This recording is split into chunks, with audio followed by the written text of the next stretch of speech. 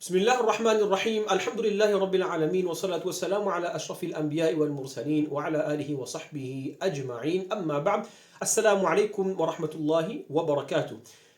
Inshallah ta'ala, this is a new series of the history of Qira'at and how the Quran al-Kareem reached us in today's time. And this is a very amazing and beautiful topic which will also benefit the advanced student and the intermediate student and also inshallah ta'ala the general public. So starting off our current time, we have to analyze what is happening in our time and how did we learn the Quran al-Kareem as a child, or our children today, how they are learning the Quran al-Kareem, how the closest generation to us, so basically our fathers, our grandfathers, etc., did learn the Quran al-Kareem. And inshallah, slowly on different types of videos, we will go up the ladder and study inshallah ta'ala how did the Sahaba recite the Quran al-Kareem and what was the norm at their time, how did they get the Quran al-Kareem, how the Tabi'un took from them, etc., etc. So this is the first step to study our current time. So our current time, we as a child going to what is called al-makatib or al-madaris, the small school, the small institution where we learn everything. How do we learn the Quran al-Kareem? We go to the maktab and we bring our children to the maktab. So the question is, are the qurra, are the teachers of maktab experts in the field of tajweed or not? And why this question arises is because we have in current times people who might ask, 20 years ago, 50 years ago, we didn't have such a thing which is called a tajweed. How come today we bringing something on the table which is called a tajweed and all of a sudden we have to study this? However, what's the reality? The reality is teachers of makatib, generally speaking, are not masters, are not experts in the field of Quran, tajweed and qira'at. And this is very easy. First of all, we need to understand there are several steps into it. Step number one, just as we study any subject, whether it is in school, secular education, or whether it is in Darul Ulum, Madaris environment, or more specifically in our case, Al-Qira'at, the Quran al-Kareem. We've got a class, we study it as a class in an institution. Now, from the class, you will have, for example, 20 people. From these 20 people, you will have all of them qualified. However, the elite will be maybe 3 out of 20 who got the top marks, the top grades, and are outstanding in comparison to the rest. And we can say, for example, 17 of them just passed the exam or got some good grades. However, they got, for example, 70%. And it's the same with the recital. The recital is 70%. However, towards the end, everybody gets a certificate to say you are qualified as a qari. So even if a person is qualified as a qari, it does not mean that he's part of the elites. It does not mean that he's part of the elites. People who studied tajweed or ulama or scholars will have a level which is approximately from 60 to 70. And those people who actually studied Quran itself, Quran Kareem, tajweed and the qira'ah perspective, they might have a little bit more, up to 80%. Now, who's an expert? The expert is the one who has studied that and got, so the 3 people from the 20, those might be the expert who got 90% plus.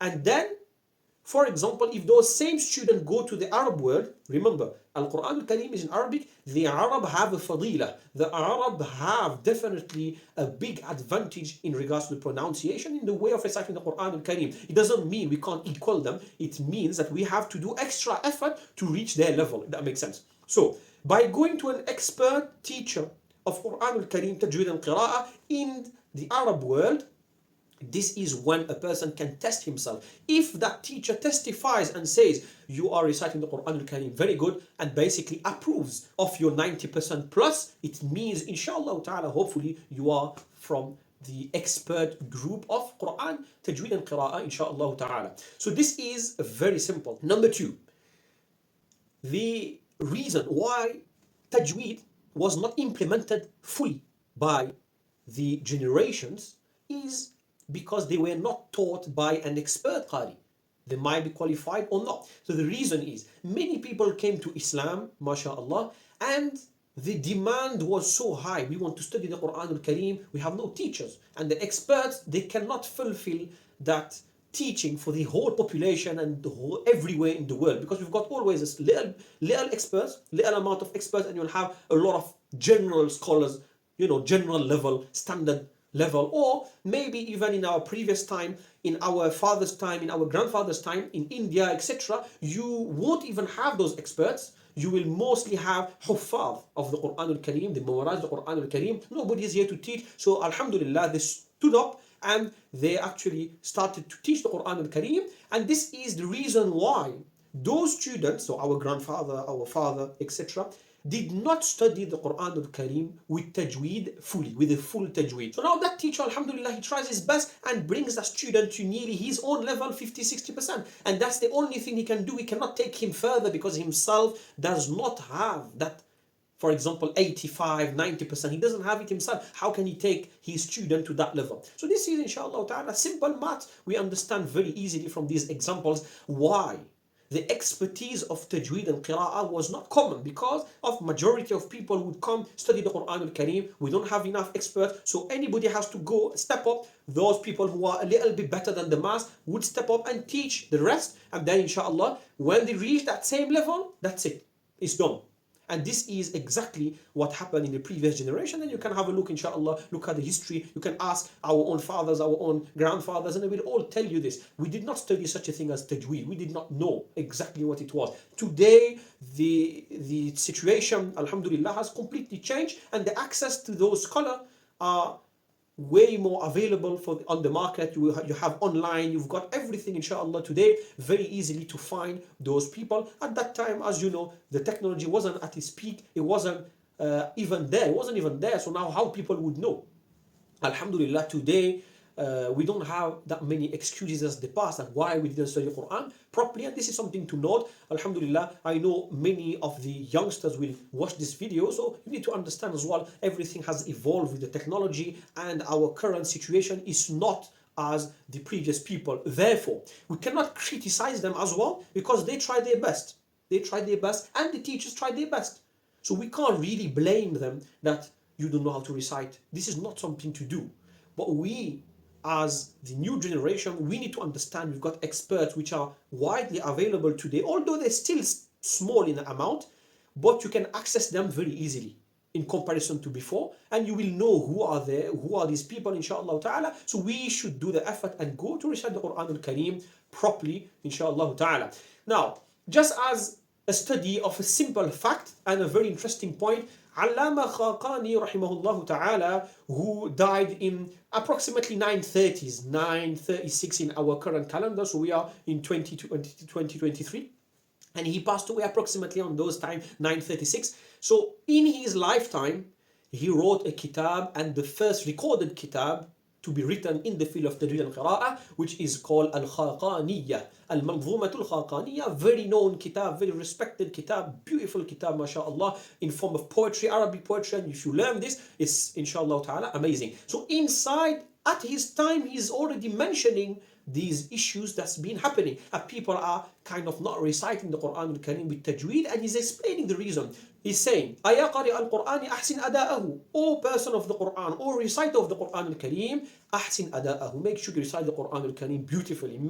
Give your best to recite the Quran al-Kareem in a good manner. Basically, Tajweed and a good enjoyable tune, because you want to reach the proximity of Allah subhanahu wa ta'ala through his Quran. And then he has, يُضَاعِفْ لَكَ اللَّهُ الْجَزِيلَ مِنَ الْأَجْرِ, Allah subhanahu wa ta'ala, by your effort, will definitely multiply the reward of your recital. And this is normal. As we know the hadith of Rasulullah sallallahu alaihi wasallam, for every single letter we have 10 hasanat, 10 reward. So of course, by improving, by doing a lot of efforts, by doing so many other things to recite the Quran al-Kareem properly, undergoing studies, maybe paying money as well, whatever it is, alhamdulillah, giving your time, putting your effort in, Allah subhanahu wa ta'ala sees, and he will give you an infinite reward, inshallah ta'ala. For one letter, instead of getting 10 reward, we might end up getting 50,000 rewards for one letter, and Allah subhanahu wa ta'ala knows what he does, and Allah subhanahu wa ta'ala multiplies according to the efforts as well. And then Allama Khaqani rahimahullah ta'ala continues by saying, فَمَا كُلُّ مَنْ يَتْلُو الْكِتَابَ يُقِيمُهُ, and this is exactly what I was explaining.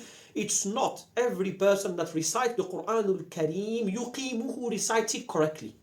Or in our time, or in our translation, we'll say recite it fully. Yani recite it in a 90% plus, according to the example I've given before. So this is a good perspective of looking at it. So basically, not because somebody recites the Quran al-Kareem, it does not mean that he has a very high level of recital. No, he recites the Quran al-Kareem, alhamdulillah. And then on top of this, Shaykh Allama Khaqani rahimahullah says, وَلَا كُلُّ مَنْ فِي النَّاسِ يُقْرِئُهُمْ مُقْرِئ. Neither every person that has studied the Quran al-Kareem has studied with the muqri, and muqri here means an expert reciter. We're talking about 90% plus. And then last point, inshallah ta'ala, and we will understand this properly very easily, is politics and financial support plays a big role in the propagation of deen of Islam, propagation of Quran recital, or whatever subject. And this is, for example, a person has an institute. Now, he has many experts or a few experts in his town. However, he needs to have a Quran teacher. Now, from his own family, he will have, for example, a few sons, and one of his sons might be a scholar, but not an expert, just a scholar, standard scholar of Islam. So he will say to him, you take that position and teach the Quran al-Karim. Now remember that percentage we talked about. He might be 60%, but he's going to take the main role of teaching the Quran al-Karim. Now remember, what's going to happen, and that's logical, simple math. People who will be studying under this institution, the maximum level that they can reach will be 60%, because the person in charge is 60%. However, in that same town, you had other people who might have 90+%. So now they did not get employed because of political reason. And what's the political reason here? Is family. They will take the family person, not the most deserving in regards to propagating the Deen al-Islam properly. No, they will take the family members. Or for example, you have on the financial situation, you will have scholars, experts that are here. However, people don't value them. So basically, if they have to teach Quran al-Karim, they will take a lot of time, they will put a lot of effort in, but they are not going to get paid enough. Therefore, what they're going to end up doing, they end up working. And they will get, they will be busy in their job, having money coming in, and that's the income. And they have to, because what they're going to do? They cannot suffice on teaching the Quran al-Kareem. People do not give them appreciation and no value, no respect, according to what they deserve. So basically, after the job, after they work, the full day work, they are tired and they cannot give that service to the same level. And this is normal. Again, this is simple maths. So alhamdulillah, we've given you a numbers of reasons why the Quran al-Kareem with Tajweed, the Quran al-Kareem, the recital of the Quran al-Kareem with Tajweed, with full Tajweed, with 90% plus, have lost its way basically up to us. And that's why some people don't even recite with Tajweed. Some people don't even know what is Tajweed about. However, again, now this is a golden point before I finish, inshallah subhanahu wa ta'ala, is at-Tajweed is part of the Quran. Tajweed is not a subject. Tajweed is a way of recital. You have to recite the Quran al-Kareem with certain rules.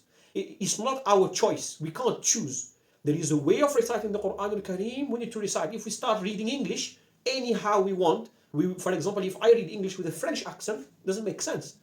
This is English.